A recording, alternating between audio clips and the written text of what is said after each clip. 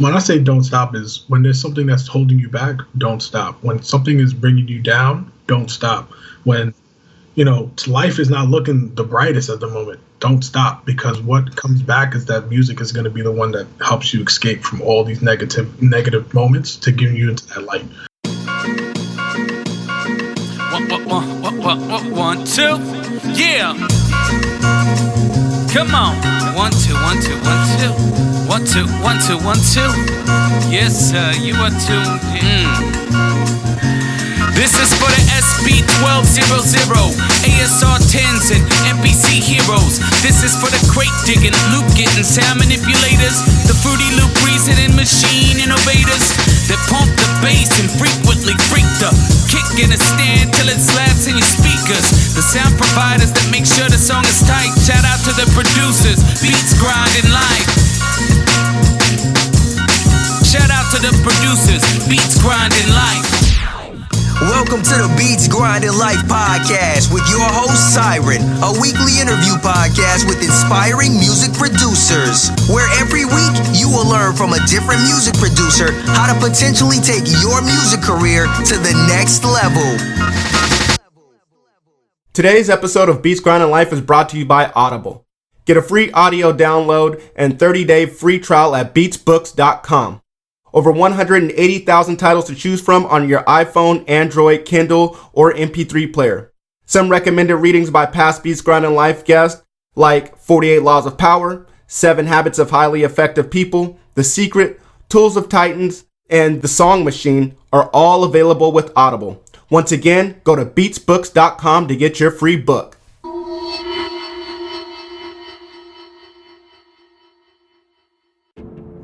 What's up, Beat Grinders? Welcome to another episode of Beats Grinding Life, a podcast dedicated to educating, connecting, and guiding producers of all levels all around the world.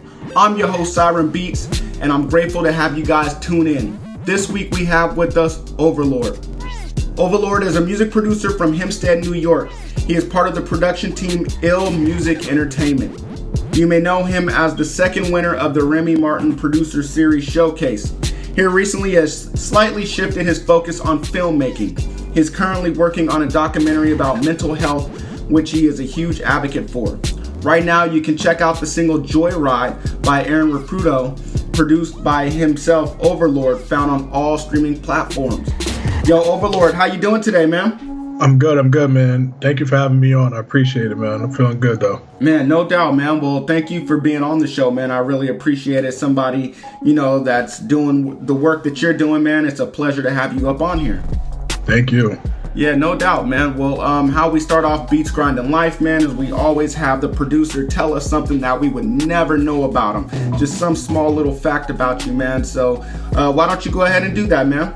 Yeah, so real quick, going back to that whole mental health thing, that was something that a lot of people didn't know about me, is that I was dealing with a lot of anxiety and panic disorders. As a producer in this industry, sometimes expectations can be something that can, lead you to that, because, so many people promise you things in this industry, right? They'll tell you, oh, we're going to get your beats on here, and we're going to send you beats over here and over there, and then it puts you on such a high, and then when things don't go through the right way, or they're lied to you, or things are taken away from you, it kind of mentally, it messes with you in a certain way, where it's like, am I not good enough as a producer? And that's sometimes where I fall into that lull, and which kind of sucks, and sometimes I got to snap myself out of it. But yeah, it's just one of those things where, even like with social media, which I'm going to make a big thing on that documentary, is that when you look at social media and you see one of your fellow producer people just like doing so much better than you to get a placement or something like that, it makes you think like, maybe I'm not doing something right, and it kind of puts you in that sad bubble, like you're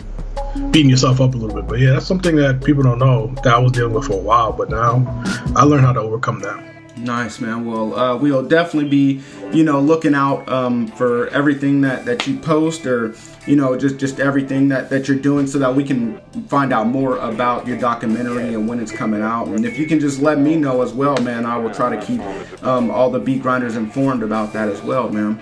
Definitely. Yeah, definitely, man. I'm going to put it out soon. It's just, there's certain parts where you have to like kind of let your hair down, like you said at the beginning of this, and it's a little hard. So sometimes I want to keep my hair in curls a little bit, or keep it up in a fro. Right. So until that time comes, but it's gonna come soon. So just be patient, people. Yeah, no doubt, man. Well, I mean, without going too much into it, man, just what are some ways that you deal with mental health, with the issues that you've had?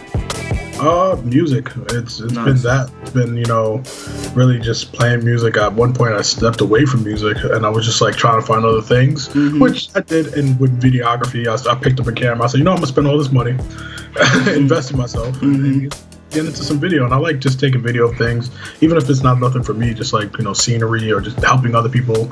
I like helping people a lot, so I thought being behind a camera would just allow people to get in front of something and have a voice, Right. And I think giving multiple people that platform, even though I might not have the biggest voice, but hey, if I could record you and we could find a way to market it and right place, and why not? Let's try it. So not only with the music, I shifted over to videography because I just like it. It was just a cool thing. It was like kind of like making beats when you're editing video, right? But just a little bit more detail, I guess. So they both have both detail, but it's like it's a preference just thing. a different form, right? Yeah. It's more like that. So that's awesome, man. That's dope right there. I mean, the funny thing is you stepped away from music, but I mean, just being a videographer can help you with music in so many ways, especially nowadays with social media. Where you need to be seen. It helps with that. You can record beat videos or your, whatever it may be, and then also you can help out other musicians as well, which is a way to network. So that's dope right there, man. That's awesome. Yeah, it's cool, man. Thank you. Yeah, man. All right, man. Well, I want to know, man, what made you want to get into music? What made you want to start producing? Way back in the day, I make it sound like I'm super old, but I'm not that.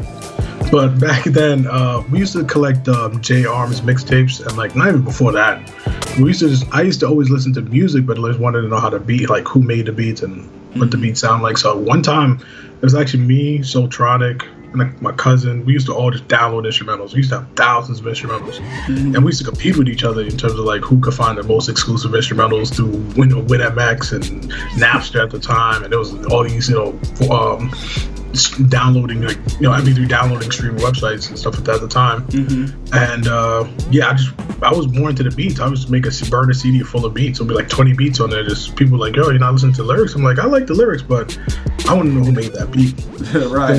Eventually, like one Christmas, my sister and my mother, I'll never forget, they brought me Cakewalk, which was a recording program from Sonar at the time. Well, it's still a Sonar, but at the time, and I didn't know what Sonar was. It was more of recording. Okay. So then inside that there was a demo for Fruity Loops 3, and that's where the journey started. And that was probably like 15 years ago, maybe more than that. Like, then from there I just started making the beats, and I was just interested, and I kept trying to get better and better at it. That's dope right there, man. That's dope. But I mean, you guys may have heard him mention Soultronic, who's been a guest on this show before.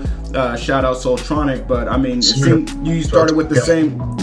You started with the same software as him. So I mean, and you guys are childhood friends as well. So that's cool. Were you guys able to bounce ideas together, back and forth, or were you guys able to help each other out? Growing up. The thing was that I think at the time, like, I was using FL. It was me, my cousin, and my other boy, but he was using Acid at the time. Oh, okay. He was making beats, and then he transitioned to FL Studio after he saw us using it. Okay. And then he made beats like Sweet Love with Anita Baker. I think that's, I'm right. And he used that sample. He built something up. I did the Stevie Wonder, Isn't She Lovely? We back then we were chopping up with Fruity Slicer. We didn't even know how to chop. We would just like literally put the thing in Fruity Slicer, the whole song, and take each little chop and just build it as much as we can. It was just it was nuts. Things that we did to like make beats compared to back then. Sometimes I listen to some of my old beats and how I chop samples. I'm like, how did I do that? But it was just so different. We used so many different techniques. I used to use Sony Sound for it. I used to use Microsoft Sound Recorder to slow the sample down so I could chop it right. It was just nuts. But I went off on a tangent. But that good, man. It was just crazy how creative we were to try to make something. Yeah, man. It's when you don't know, you find out. You're trying to know. You're trying to figure things out, and so you get super creative, man. And I think that's where the magic happens, because you're experimenting and you're pressing boundaries, and you're just trying to learn as much as you can. Yeah. So, I mean, for the people that are doing music when they first start, when they have that passion, man, I think a lot of magic happens there. And, I think the whole key is to keep that whole creativity flowing, Yeah. That's what kept me going, was creativity and just pushing the boundaries and trying to figure things out. So dope, man. That's awesome right there, man. Well, man, you started off on Cakewalk, which led you to FL Studio. Yep. And or was it FL or Fruity Loops at the time? It was Fruity Loops at the time. Okay. Fruity Loops. I think they changed it at 8 or to 9 or something like that to start calling that FL. Mm-hmm. So yeah, well, when you were on that, man, and also when you were downloading all those instrumentals and just listening to beats, who were some of the producers that inspired you? What producers made you want to get into production, and what producers inspired you as you were making beats early on? Yeah. It's usually the typical producer who could answer, be like, yeah, Jay Dilla, but I didn't listen. It's funny, I didn't get to Jay Dilla till way later. Mm-hmm. But it was Kanye West and Just Blaze. That was the heart. That timing was when Blueprint was out.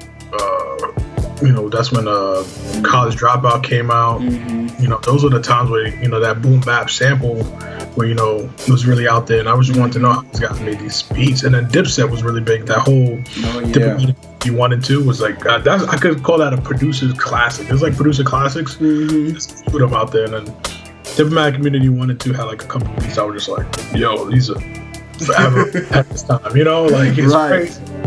So it was really Just Blaze, Kanye, Heatmakers, and then as time shifted forward and I started, let me look up other producers, ill mind at the time. Then, Jay Dilla came in a little later after that. Mm-hmm. I listened to Alchemist. I listened to Decap. That's when I started evolving and learning how to do that, 808s, glides and stuff like that. The Decap came into the picture. Nice. That's the 808 Mafia. I like their stuff. They have a couple of cool stuff right now. If I'm talking about producers now, it'll be there's a guy named Othello. He's dope. Mm-hmm. Man, there's so many people. It's just I could keep going, but the core people is Just Blaze and Kanye. Those two guys. Love those two. Nice, man. That's what's up, man. That was a really good. That was a really good time for sampling. I think at that time, right before then, sampling kind of got pushed out. Record labels they didn't want to pay for sampling rights, and then but it came back. I think with like you said, Blueprint, Jay-Z's Blueprint, and the whole Kanye Just Blaze. Yep. They made sampling cool again, and so man, that was a good time, man. That's what's up, man. Good old days. Yep. All right, man. Well, here on Beats Grinding Life, man, I try to make it my duty to hurt the producer as much as I can. I try to get the producer to cry. I know, man. I'm sorry, man. And you're up next, so I gotta try to make you cry, man. I want to know, what is a major setback or failure that you've had in this music game that you can tell us, or that you've been able to bounce back from, that you can tell us about? Major failure. See, the thing is that I never had one moment that was major, but there was moments that over time, I guess you could combine them all together. The big time was probably, I stopped making music for a little bit when my mom was sick, when I was taking care of her. My mom had ALS, which is a disease that affects the nervous system, which eventually you have to take care of them, and I quit my job at the time, and I was like, what, I got to put everything else to the back burner. So coming back from that and going through those ups and downs with my mom's, and when she passed and everything, it was kind of hard to find myself to go touch a keyboard or turn on Fruity Loops and make a beat, because it was I was doing that kind of for her to make things better for us, and hopefully one day things would be better and I wouldn't have to work anymore. I could just make beats and support her, and that's it. So when I kind of lost that piece, it was just because even when she was sick and I would watch her on the camera, I have two monitors. I don't know, you won't see it here, but I have two monitors. One was on her and the other one was FL. So I was making a beat, and I was just looking at her as inspiration to be creative. Right. And so when she was gone, it was just how can I, go back to that, so soon and be creative with that going, So it was rough, and it took some time to bounce back. It took some little time. I had to step back. I was friends. I stopped talking to friends. I stopped talking to producer buddies. I kind of just fell back completely. I deleted like everything off my Instagram in terms of music. I thought I wasn't going to come back from that in terms of that. And that was the thing that helped. Music was the thing that helped me from my downtimes when I was depressed and had anxiety. It's the same thing that helped me get through with my mother. And that's the reason why I came back to music, because that was my, I guess you could say my therapy. Yeah, you could say therapy, my safe zone.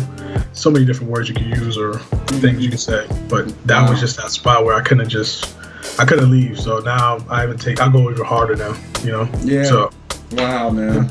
Wow. Well, I mean, for this question, we get a whole bunch of different answers, and some of them, are external from music, and they have to, a lot of people talk about, family, something happening within the family that makes, that makes them stop, or some people say it's something within music that, give them a hard time, but yeah, man, this answer isn't too foreign on Beats Grind Life. We've heard it before. But it's too bad, man. I'm sorry that you had to go there. You said that music was, your safe place. What about music was it? Was it listening that made you start working again, or was it just a will to make beats, or what was it that brought you back? It's a will to be creative again, because it's like I felt like I was wasting my mind, the energy that I could see your mind creates, so you could put it towards something, and I was putting it towards anything, and then that's when I was like, you know what, I gotta get back to these beats. I gotta just build again, and just get back to just making some fire. That's why I still say I gotta be back to the music. And those are the times where I think some of my best stuff, not some of my best stuff, but some of my best stuff was during the time when my mom was sick, because that's when, I had this beat called Jealousy that I've used I had the Remy Producers thing that went over the top, and then I had a couple other beats that I did at the time. So, yeah, I mean, it was the music that just said, come back. This is where you need to be. So I came back home. Nice, man. Nice. Well, I'm glad that you did come back. I'm sorry to hear about your story. Sorry to hear, about your mother. That has to be tough. Yeah, somebody that lost their father, I definitely understand. The fight. So, no problem, man. Well, I want to, take it to the other side of this, man. I want to know, what's the best moment that you've had in your music career thus far? It probably was that Remy Producer win. Actually, yeah. Nice. I had to think about it because I won a couple other competitions that were cool. There's a lot of competitions, not a lot, but a couple other competitions I won. But that one was big because I went in there as the underdog, because I lost the preliminary round to a dude named Josh Lamont, who is dope. Okay. Shout out to Josh Lamont. He has a track with some artist. He's gonna kill me for not knowing this guy. Buddy Lofton, called No Recess. Fire. You should go check it out.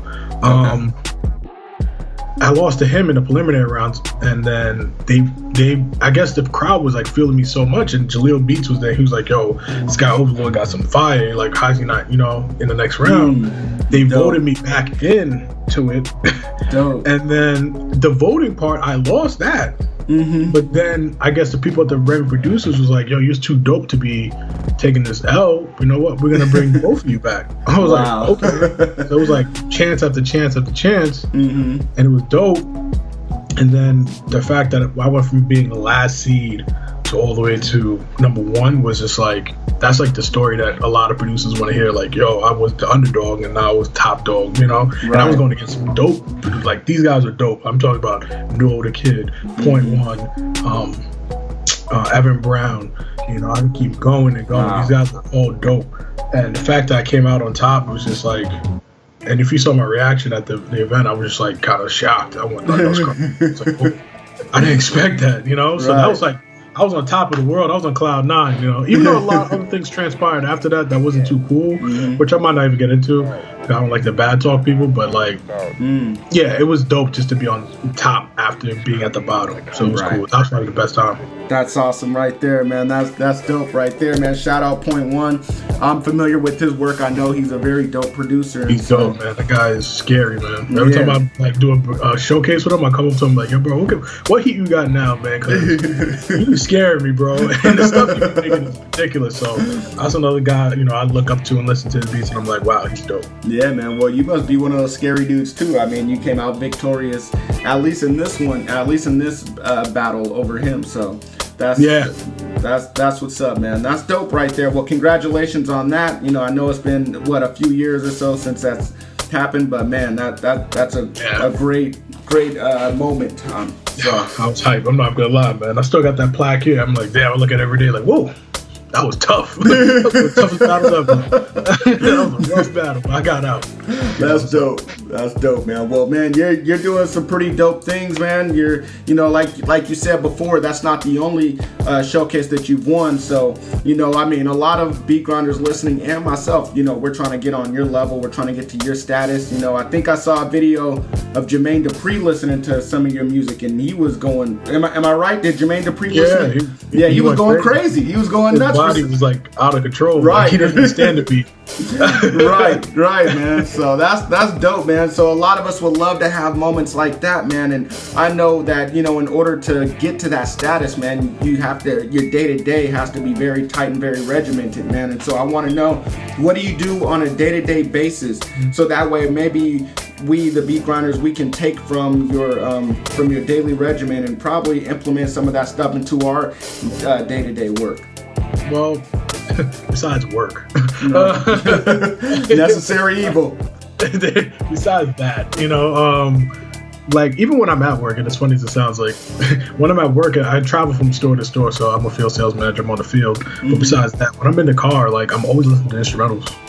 It's another producer. I forgot A-Rap music.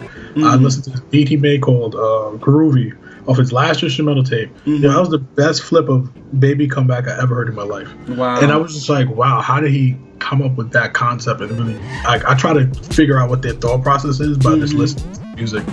And I'm like, yo, I gotta make something like that, because he made Baby Come Back sound so gritty and hood. I was just like, how? Like, like, you know, it's just like, and then the instrumentation that he put behind it. These are the things that I do on the daily when it comes to this music itself. I'm always listening to them stuff. Nice. And then when I get home, I'm constantly like digging for samples, or I'm just sounding. Like, they know me. Like, I got this boy named Joe Lindsay. You look him up. He does amazing tracks with Swiss beats and all that.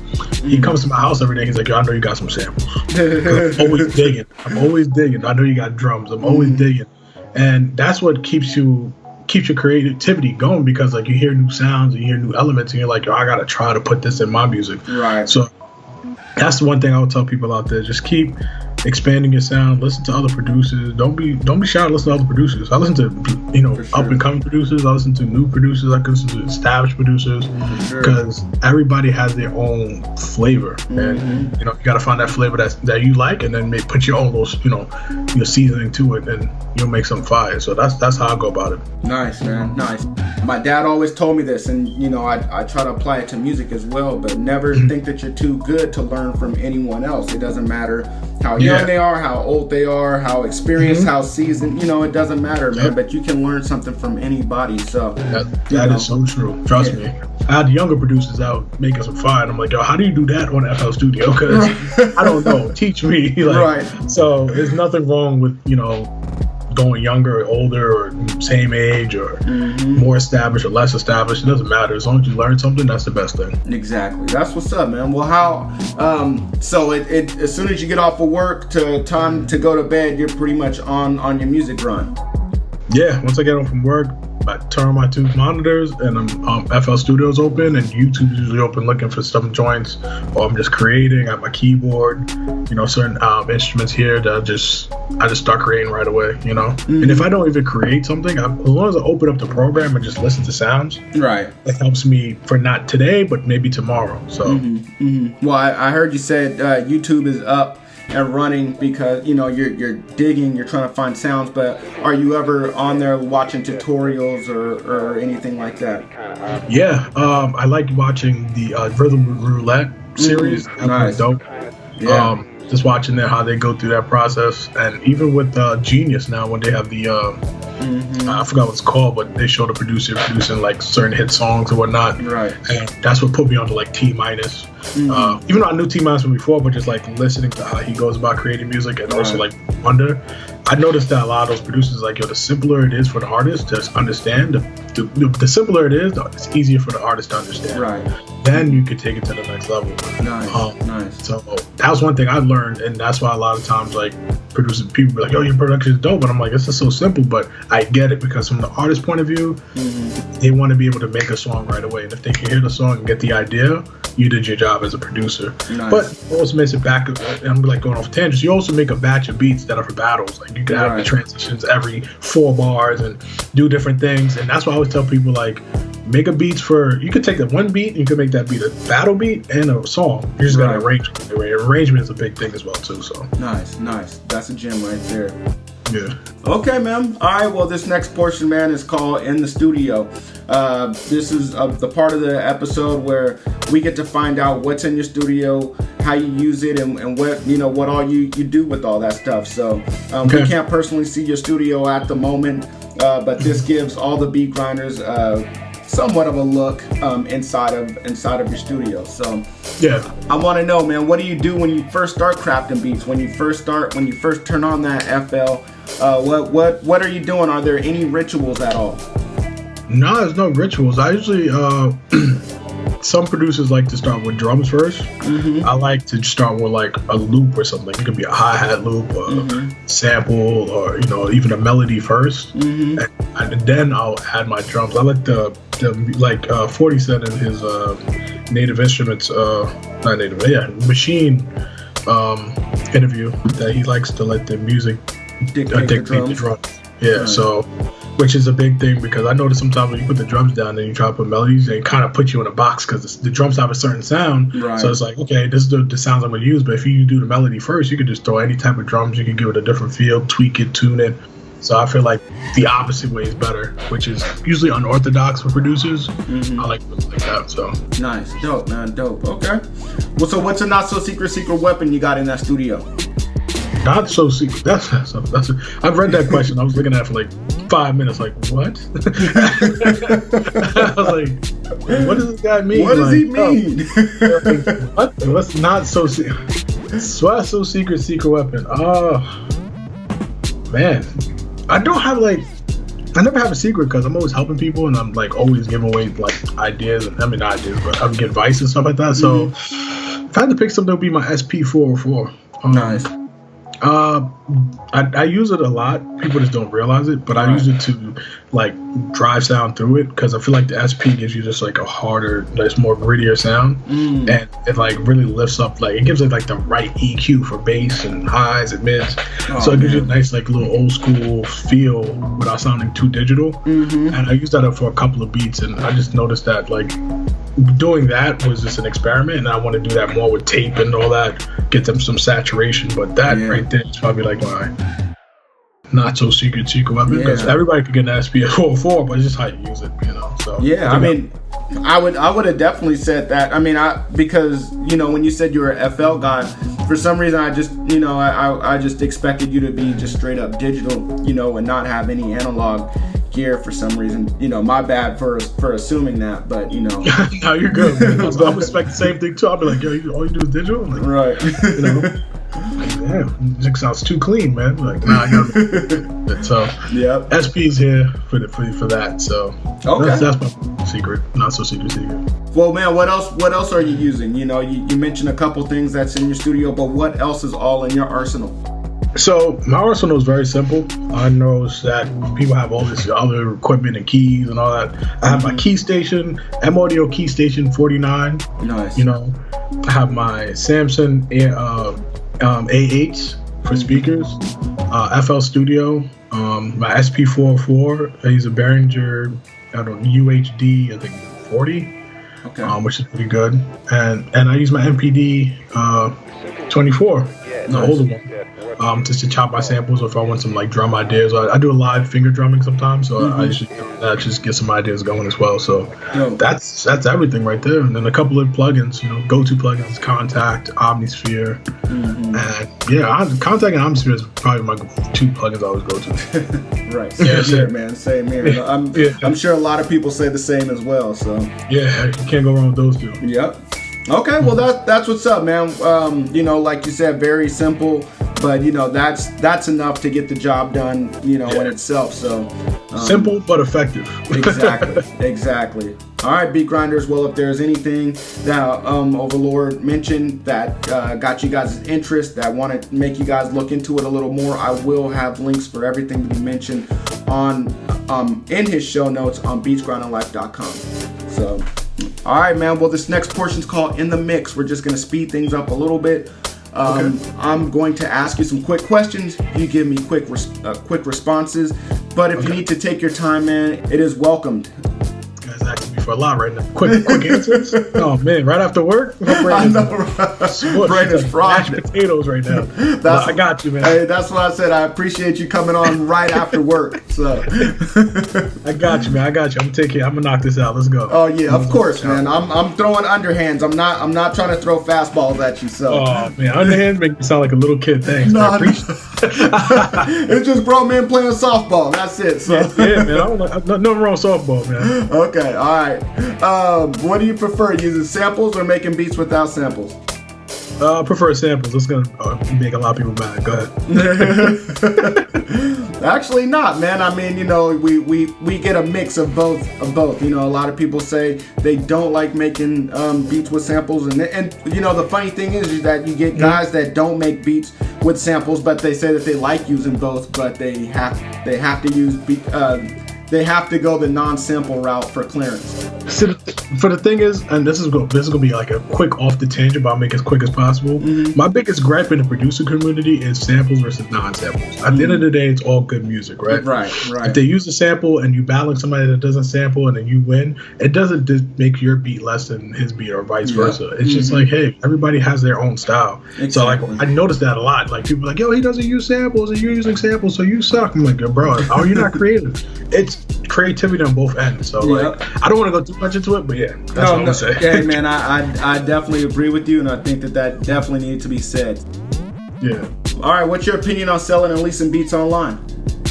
I don't like it. And people might kill me for that. They're like, how are you gonna make money? I'd rather meet up with the artist. And the thing is, I'm gonna be honest. I'm gonna be 100% honest with this question.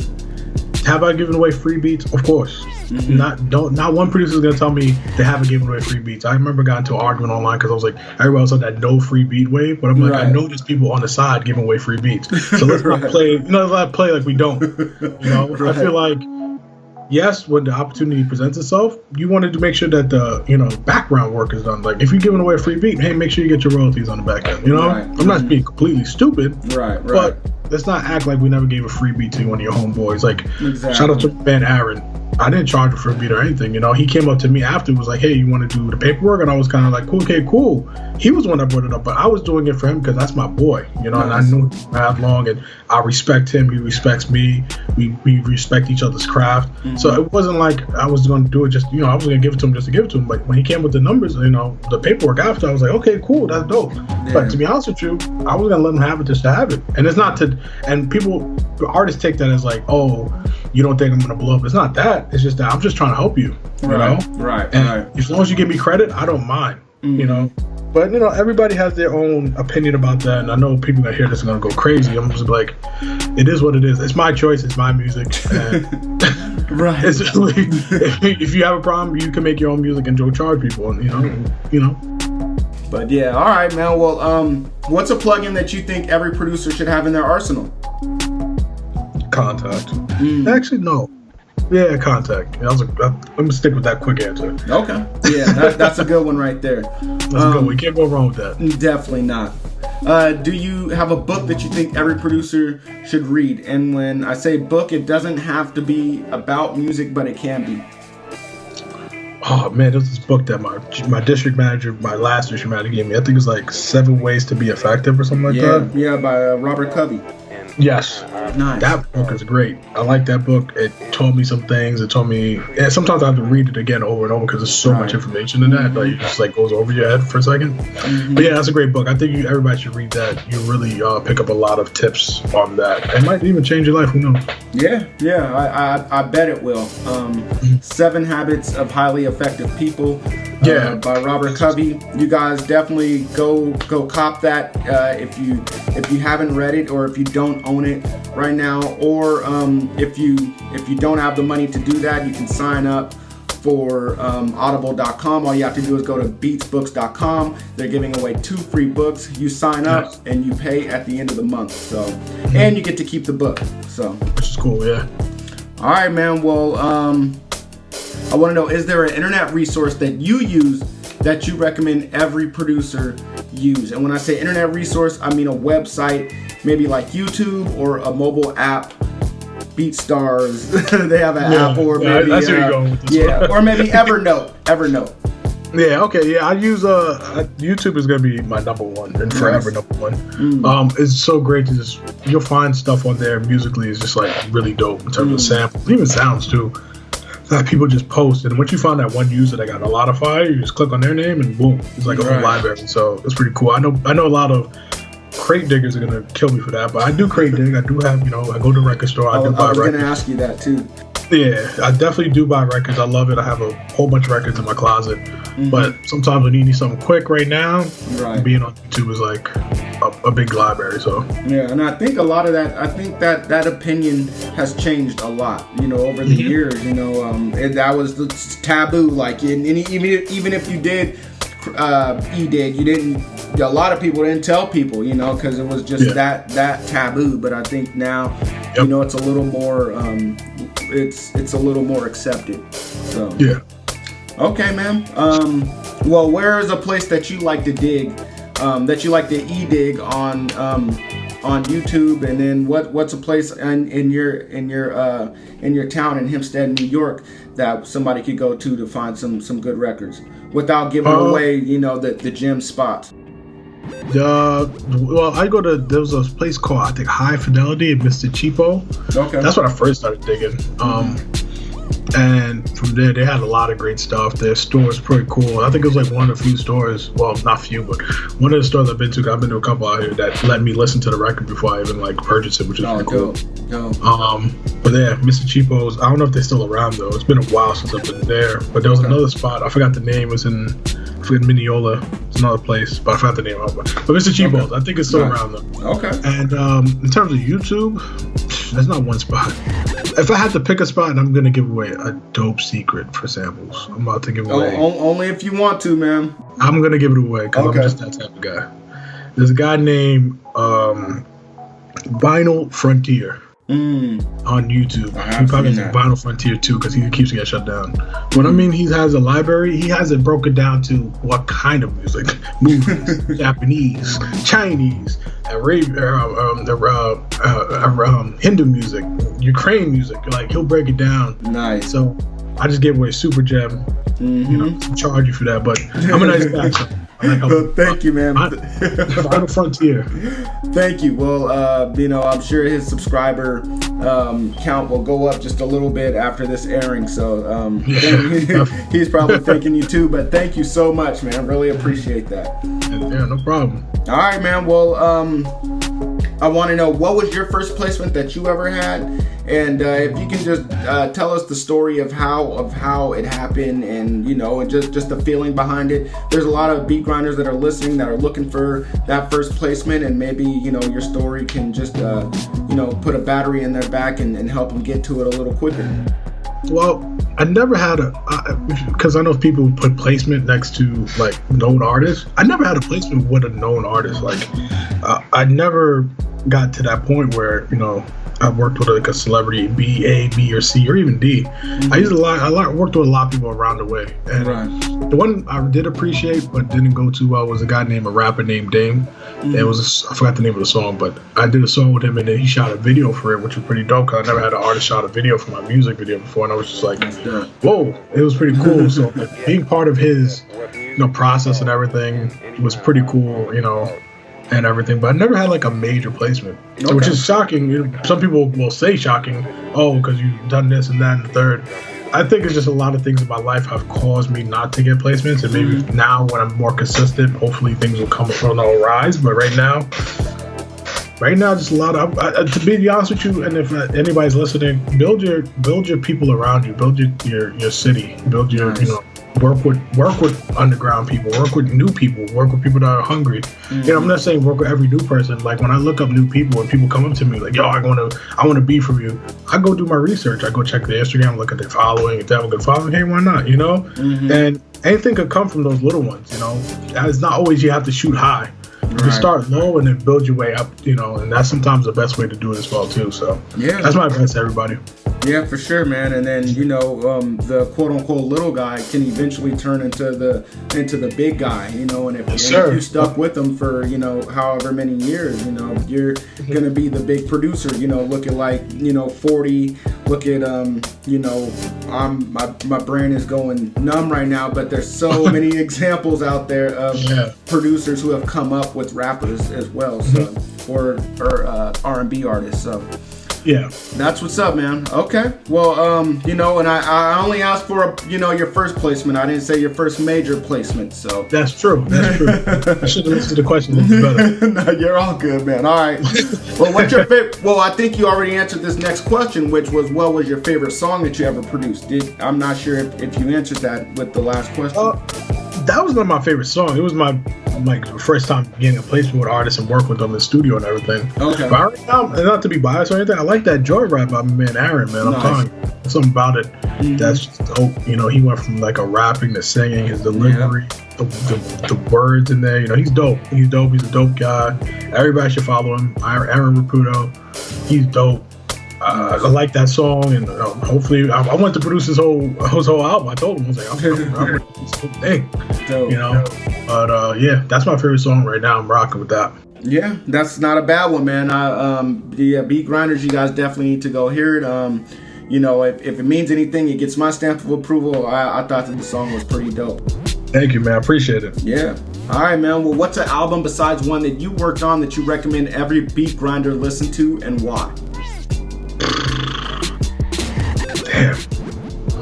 Album, it would probably be It would have been a quick fire question because it's like so many great albums. Well, man, I should have told you, man. We're slowing it down here. So my bad for not telling you that. No, you good.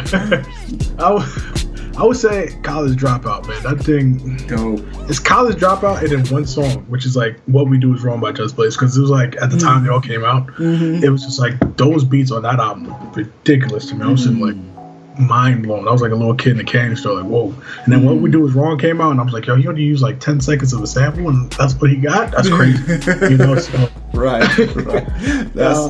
But album wise, College Dropout. If you listen to that from beginning to end, even though he used the same drums, it's the fact that he used the same drums and he used it differently on every track, which is crazy to me. Wow. Well, I'm definitely gonna re-listen to that album tonight, with that in mind, that the same drums are being used. So yeah, he said it. I was like, whoa, kind of use the same drums, like explosive drums from Dr. Dre. He used the drums, it's just the patterns were different, but I'm just like, wow, the same drums throughout the whole album. That's just nuts to me. Wow, that's that just adds something new to that album I didn't know, and so that's crazy right there. I'm definitely gonna listen to that tonight with that in mind. So thank you for sharing that gem right there, man, and thank you for sharing that. Thank you for sharing the album. That is a must listen to classic, like you said. Beat Grinders, if you guys have not heard that, definitely go to Overlord's show notes on beatsgrindinglife.com. I'll have a link for it. Check that out. All right, man. Well, I'm giving you a pick and I'm giving you a hammer right now. And I'm going to give you a ride over to Mount Rushmore. We're going to take down all of those faces, all 4 of those faces, and you're going to replace them with producers. What 4 producers are going up on your Mount Rushmore? What you? It'll have to be Just Blaze. Kanye West. People are gonna kill me for this. No, not really. A-Rap music. I don't know why all of a sudden I have just like a fixation on his music lately. I'm gonna put him up there as a new person. And if I had to pick one more person to go up there, God, Timbaland. Nice.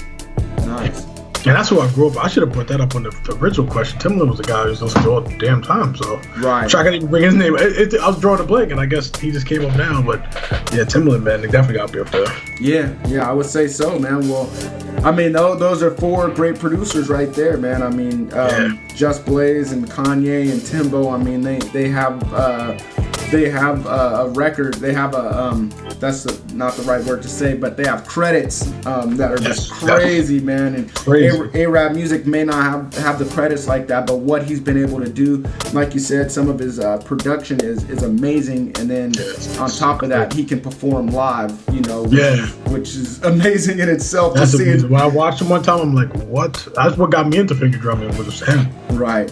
I can believe it, man. Yeah, he's probably the best out there. So yeah, man, he's definitely in a class of his own. So, I would say that all 4 of those people definitely deserve to be on Mount Rushmore. And, if anybody has a problem with it, oh well, it's Ovalord. Come see me. That's what I'm telling you. It's Ovalord's Mount Rushmore. So, yeah. Okay. All right, man. Well, I want you to imagine that you just woke up from a dream, and in that dream, you had the perfect studio session. Perfect studio session included 1 artist, 1 producer, 1 engineer, and 1 random person. And that producer is a co-producer along with you. So you're in the session. What 4 people make up your perfect studio session? Your dream session? I would say Drake as an artist. Okay. I would say Boy Wonder, and it's not because he said my beat was hot, but that'll be dope. And engineer would have to be 40 at that point. Okay. And then random person. Anybody in the world, any time frame, doesn't matter. And can it be another producer? Yep. And I would think I would want to have Kanye in the room for that. That would be great. I'm like scratching my head right now. Like, would they get along with Drake and Kanye? I guess in your dream they would, though, right? Yeah, I know, right? Would they get along?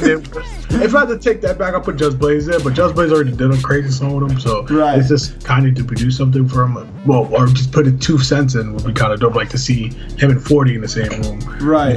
And just being producers and executive producers and engineering the songs. So it'd be kind of cool. Yeah, that would be dope, man. I mean, wow. And then because I've heard some of your music. You have some pretty dope music, but then to hear Boy Wonder and 40 and Kanye, all you guys collaborating on a song, and then Drake getting on it, I think that would be amazing. The cool thing is that all these people are alive, and I always say that dreams can come true, and I hope that one day this comes to fruition for you. If it comes true, I'm coming back on this podcast, and I'm gonna tell you the story. Yeah, we would love that. We would love that. So I'm pushing for it even more now. But even if this doesn't happen, I hope something similar like this happens for you, man. So yeah, man. All right, man. Well, I want you to imagine again that you just woke up from and you just woke up on a whole new planet. And on that planet, it's exactly like Earth. But the unfortunate thing is you have nothing with you except for $1,000 and your knowledge that you've gained throughout the years. So you have no contacts, you have no equipment, you have nothing. You're starting from ground zero. What are you going to do in the next week to restart your career? Jeez. Okay. This is like business 101. Right.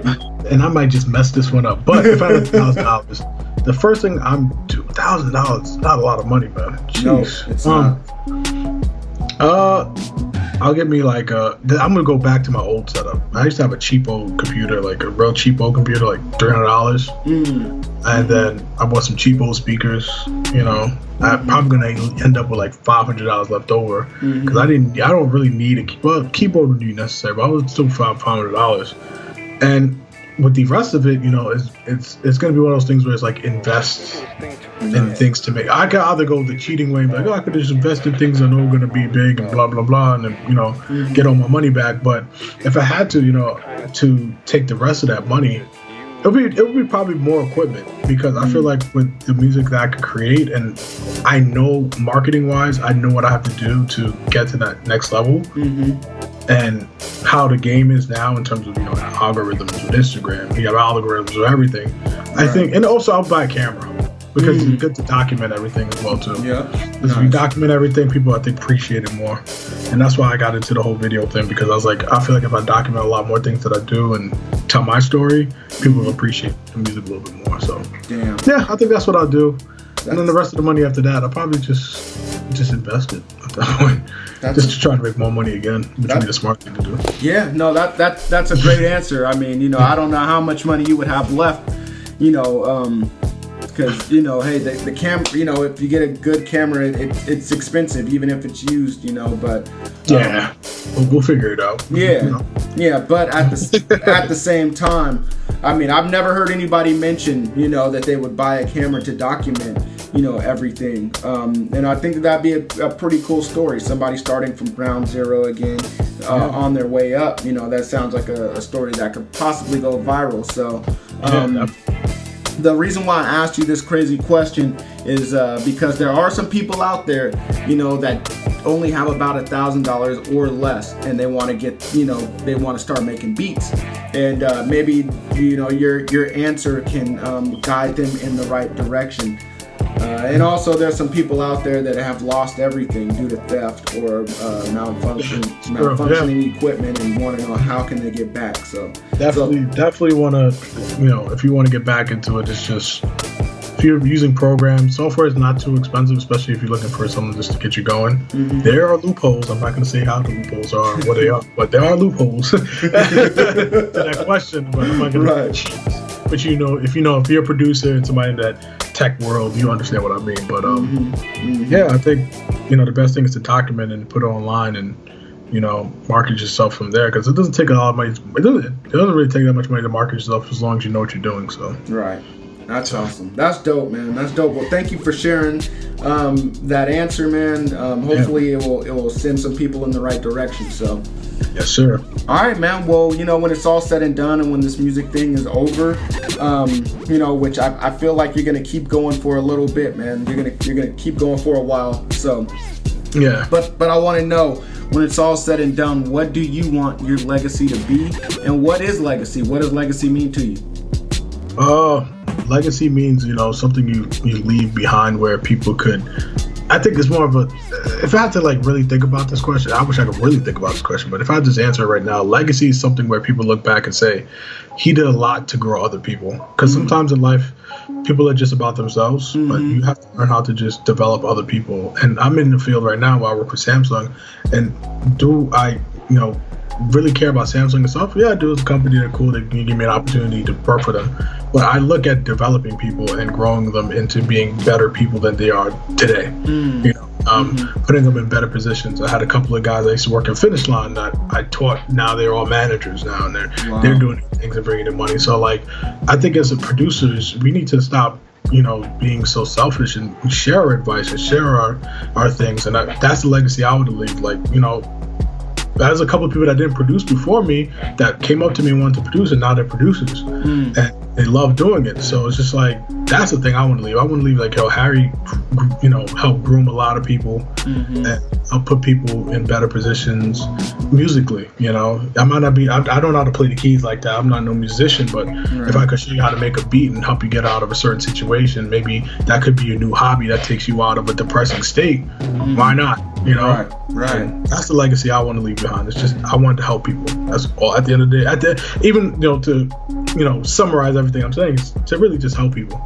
That's awesome, man. That's awesome. I mean, you just displayed that, when you gave us the not so secret. Well, was it? No, it was the when you gave us the website for the I mean, I could tell you really didn't want to give it away, but you wanted that thing away. I was like, damn. But you wanted to help. You wanted to help people in the producer community, and so you just goes to show, man. And I want to thank you for doing that, and I want to thank you for selfish reasons first off, but I want to thank you for providing that example, and just and giving back to us, and and hopefully there's some other guys listening to this that will take your lead and also give back as well, man. So thank you, appreciate that. Thank you, man. That's all I do. I just want to help people, man. That's all I do. That's what's up, man. All right, well, what's the greatest piece of advice that you've received over the years? And I'm sure you've received some great advice because you've rubbed elbows or you've rubbed shoulders with some pretty legendary people. But what advice have you received from these people, and what advice would you have for all the beat grinders listening today?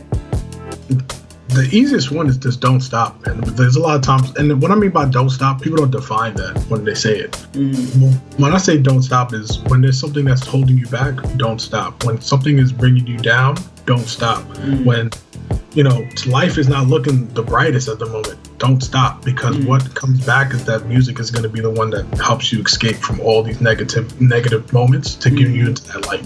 So that's what I mean by don't stop, because you could stop tomorrow and then start again, Right. So, and it doesn't have any meaning to it. I think there's no substance in when somebody just says don't stop. It just stops right there. Like, okay, what does that mean? Right. So when I explain it, it's just like, from the bottom, if you're at the bottom in your life and music was that thing you did and you want to stop because something happened tragic in your life, don't stop, because that person or that thing or whatever moment doesn't want you to stop. And the same thing with me. I went through what I went through. It was hard, but I know that person is telling me now, why are you stopping? Right. So don't stop. Always believe in yourself and always be creative. Never, fall in line with every other producer, because a lot of producers tend to hear one sound, and if everybody's getting placements with that sound, let me hop on that train. Right. Step outside that box and be who you are, and be you. Don't be anybody else. So those are the things I'll tell people and what I've heard over the years. Nice, man. Well, I love that, man. I love, all of that advice, don't stop. But one thing that I did notice, is when you said that you stopped, you gained another hobby that also helped you out with music. And, but I guess you went back to the music. You didn't stop, but. Yeah, because, and real quick, I never stopped when I went into videography. I picked up the videography, but then I still was making music for my videos. Right. It was like, with the mental health thing that people even go and watch, that beat was made by me because it was me coming back and saying, it's always going to start with the music. That's going to be my therapy. Nice. Besides spoken to people and finding help and things like that, music is my therapy. So I had to go back to that. But yeah, I never stopped. Did I have moments where I stopped? And what I mean, don't stop too, is it's also like you're going to have a moment where you go a month without making beats.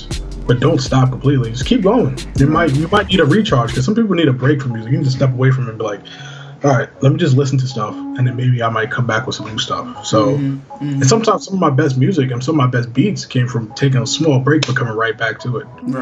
Right. It's a lot mentally. Being creative is not easy. Yeah. Well, especially when you're creative and you have to be the marketing and you have to do this, and it's a lot. That's for sure. Well, all right, man. Well, I want to thank you for, your advice, and I want to thank you for, just this interview. You definitely brought some gems to the table, man. You gave, like you said, your, what you want your legacy to be. You put it on display. You definitely gave us some stuff that we can definitely take. And so, I just want to thank you for that, man. I really appreciate it. Thank you for having me. I appreciate it. No doubt. You guys are great. Beats Grinding Life, and it's a cool platform for you to, as an up and coming producer or somebody that's established, to just really speak the truth and not be held back. Nice. That's awesome. With these questions, you make it comfortable and you make it almost like, hey, I've knew you for years, and I really appreciate the time. Thank you. Oh man, that definitely means a lot, man. That definitely means a lot. So thank you for those kind words, man. I really appreciate it. So, all right. Well, Beat Grinders, I want to thank you guys for tuning in to another episode of Beats Grinding Life.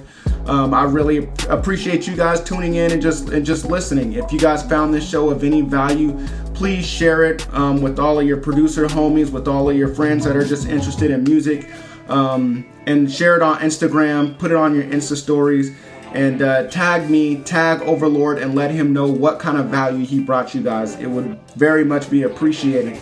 Also, you can rate and review this podcast on iTunes, and give it a little heart on SoundCloud if you can, or any other platform you're listening to this podcast on. And you guys know how it goes. This week you've been mentored by another great producer. This time you've been mentored by Ovalord, so you guys consider yourselves lucky for that. And continue making beats, stay on your grind, and live life. All right, peace, y'all. Peace, guys. Here at Beats Grinding Life, we want to thank you for listening to another episode. We want to know, what were your biggest takeaways from this interview? Just go to beatsgrindinglife.com and leave a comment on this episode's show notes page. Also, while you are there, go subscribe to the podcast on iTunes. Just click the little button that says subscribe. If you could, please leave a rating and review. Rating and reviews are the best way to show your appreciation because it helps more people find out about the podcast. So until next week's episode, keep grinding.